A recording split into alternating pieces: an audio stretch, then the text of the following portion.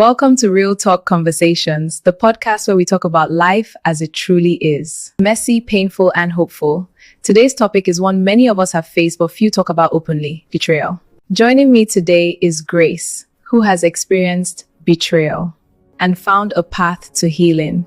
Thank you for being here.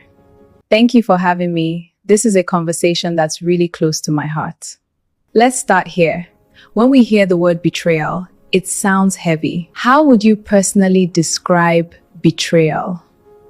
For me, betrayal is when trust is broken by someone you never expected would hurt you. It's not just the action, it's the shock. The realization that someone you felt safe with chose to act against you. That shock can be overwhelming. Do you think betrayal hurts more when it comes from people close to us?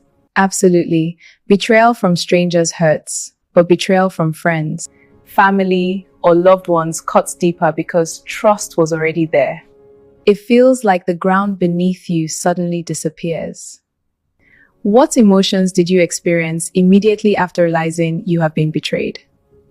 Confusion, anger, sadness, and honestly, self-doubt. I kept asking myself, was I not enough, or how did I miss the signs? That self-blame is something many people struggle with.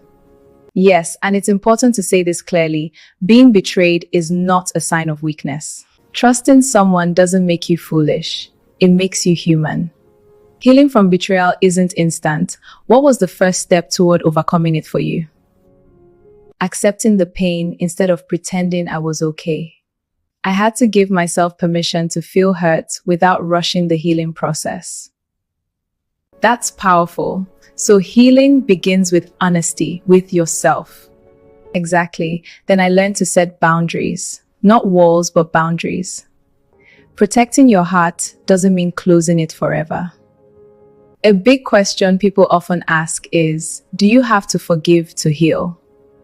Forgiveness is personal. For me, forgiveness wasn't about excusing what happened. It was about freeing myself from carrying the bitterness. Healing doesn't mean forgetting, it means learning without staying trapped in the pain.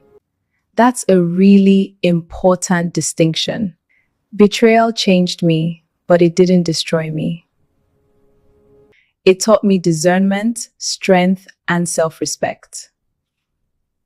What would you say to someone listening right now who is dealing with betrayal? I'd say this: you will heal. It may not be quick, and it may not look the way you expect, but your story doesn't end with betrayal. Don't let someone else's actions define your worth. That's such a hopeful message.